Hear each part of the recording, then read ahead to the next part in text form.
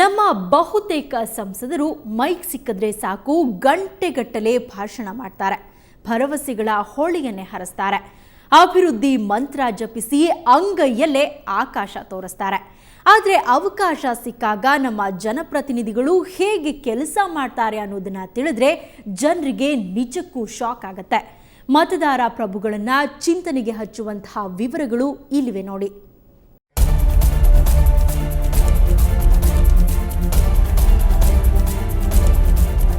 ಹದಿನೈದನೇ ಲೋಕಸಭಾ ಚುನಾವಣೆ ನಡೆದು 4 ವರ್ಷ ಕಳೆದಿವೆ. ಮುಂದಿನ ಲೋಕಸಭಾ ಚುನಾವಣೆಗೆ ಇನ್ನೂ ಕೇವಲ 1 ವರ್ಷ ಮಾತ್ರ ಬಾಕಿ ಇದೆ.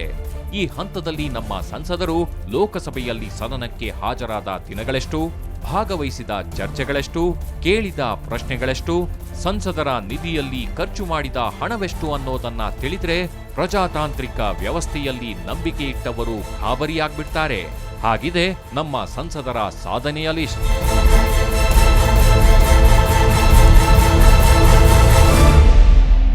ಹದಿನೈದನೇ ಲೋಕಸಭೆ ಅತಿ ಹೆಚ್ಚು ಕೋಲಾಹಲಗಳಿಗೆ, ಗದ್ದಲಗಳಿಗೆ ಫೇಮಸ್. ಒಂದು ಅಂದಾಜಿನ ಪ್ರಕಾರ ಲೋಕಸಭೆಯ 1 ಗಂಟೆಯ ಕಲಾಪಕ್ಕೆ 2 ಲಕ್ಷ ರೂಪಾಯಿ ಖರ್ಚಾಗುತ್ತೆ. ಸಂಸತ್ತಿನಲ್ಲಿ ಸಂಸದರ ಗಲಾಟೆ ಗದ್ದಲಕ್ಕೆ ಇಂಥ ಎಷ್ಟೊಂದು ಲಕ್ಷ ಕೋಟಿಗಳು ಆಹುತಿಯಾಗಿವೆಯೋ ಅನ್ನೋದನ್ನ ನೆನೆಸ್ಕೊಂಡ್ರೆ ವ್ಯಥೆಯಾಗುತ್ತದೆ. 15ನೇ ಲೋಕಸಭೆಯಲ್ಲಿ ಸಂಸದರ ಹಾಜರಾತಿ ಸರಾಸರಿ 77%ರಷ್ಟಿದ್ರೆ ನಮ್ಮ ರಾಜ್ಯದ ಸಂಸದರ ಸರಾಸರಿ ಹಾಜರಾತಿ ಕೇವಲ 68%ರಷ್ಟು ಮಾತ್ರ. ಸಂಸದ ಶಿವಕುಮಾರ್ ಉದಾಸಿ ಟಾಪ್. ಎಚ್ಡಿಕೆಗೆ ಪ್ರಶ್ನೆ ಕೇಳೋಕ್ಕೂ ಪುರುಸೊತ್ತಿಲ್ಲ.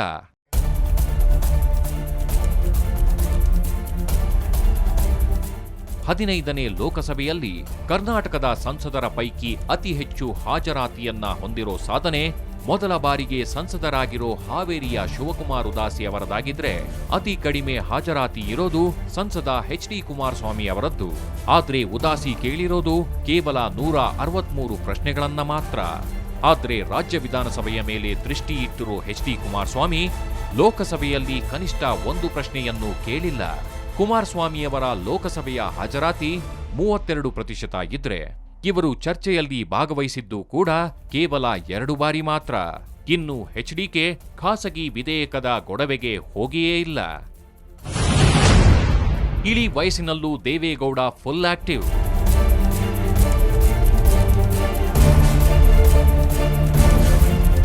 ಇನ್ನು ಎಚ್.ಡಿ. ದೇವೇಗೌಡರದ್ದು ಮಗನಿಗಿಂತ ಸಂಪೂರ್ಣ ವಿರುದ್ಧಧಾರಿ. ತಮ್ಮ ಇಳಿ ವಯಸ್ಸಿನಲ್ಲೂ ಕೂಡ ಎಚ್.ಡಿ. ದೇವೇಗೌಡರದ್ದು ಸದನದಲ್ಲಿ ಕ್ರಿಯಾಶೀಲ ಪಾತ್ರ. ಕಾವೇರಿ ಸೇರಿದಂತೆ ರಾಜ್ಯದ ಯಾವುದೇ ಸಮಸ್ಯೆಯ ಚರ್ಚೆ ಬಂದರೂ ಗೌಡರು ಸಕ್ರಿಯವಾಗಿ ಪಾಲ್ಗೊಳ್ತಾರೆ. ಇವರ ಹಾಜರಾತಿಯ ಪ್ರಮಾಣ 67%. ಆದ್ರೆ ಮಾಜಿ ಪ್ರಧಾನಿ ಅನ್ನೋ ಕಾರಣಕ್ಕೋ ಏನೋ ದೇವೇಗೌಡರು ಪ್ರಶ್ನೆ ಕೇಳಿಲ್ಲ. ಇಷ್ಟಾದರೂ ಗೌಡರು 25 ಬಾರಿ ಚರ್ಚೆಗೆ ದನಿಗೂಡಿಸಿದ್ದಾರೆ. ಆದರೆ ಇವರ ಖಾಸಗಿ ವಿಧೇಯಕ ಮಾತ್ರ 0. ಬಿಜೆಪಿ ರಾಜ್ಯಾಧ್ಯಕ್ಷರ ಕ್ರಿಯಾಶೀಲ ಪಾತ್ರ. ಅತಿ ಹೆಚ್ಚು ಪ್ರಶ್ನೆ ಕೇಳಿರೋ ಪ್ರಹ್ಲಾದ್ ಜೋಶಿ. ಲೋಕಸಭೆಯಲ್ಲಿ ನಡೆಯೋ ವಿವಿಧ ವಿಧೇಯಕಗಳ ಮೇಲಿನ ಚರ್ಚೆಯಲ್ಲಿ ಸಂಸದ ಪ್ರಹ್ಲಾದ್ ಜೋಶಿ ಸಂಸದರ ಪೈಕಿ ಅತಿ ಹೆಚ್ಚು ಅಂದ್ರೆ 55 ಬಾರಿ ಭಾಗವಹಿಸಿದ್ದಾರೆ. ಜೋಶಿ ಸಾಹೇಬ್ರು 532 ಪ್ರಶ್ನೆ ಕೇಳಿದ್ದಾರೆ. ಇವರ ಹಾಜರಾತಿ 77%.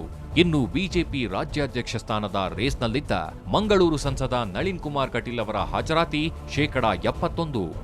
ಇವರು ಕೇಳಿದ ಪ್ರಶ್ನೆಗಳ ಸಂಖ್ಯೆ 176 ಮಾತ್ರ.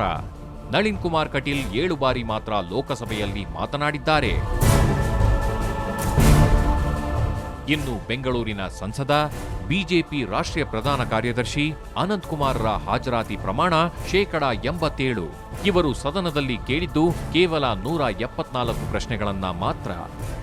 ಬಿಜೆಪಿಯ ರಾಷ್ಟ್ರೀಯ ಪ್ರಧಾನ ಕಾರ್ಯದರ್ಶಿಯಾಗಿದ್ರೂ ಇವರು ಕೇವಲ 17 ಬಾರಿ ಮಾತ್ರ ಚರ್ಚೆಯಲ್ಲಿ ಭಾಗವಹಿಸಿದ್ದಾರೆ. ಅನಂತ್ ಕುಮಾರ್ ಒಮ್ಮೆಯೂ ಖಾಸಗಿ ವಿಧೇಯಕವನ್ನ ಮಂಡಿಸಿಲ್ಲ. ಲೋಕಸಭೆಯಲ್ಲಿ ರಾಜ್ಯದ ಇನ್ನು ಕೆಲವು ಪ್ರಮುಖ ಸಂಸದರ ಸಾಧನೆ ಏನು ಅನ್ನೋದನ್ನ ನೋಡೋಣ ಒಂದು ಬ್ರೇಕ್ನ ನಂತರ.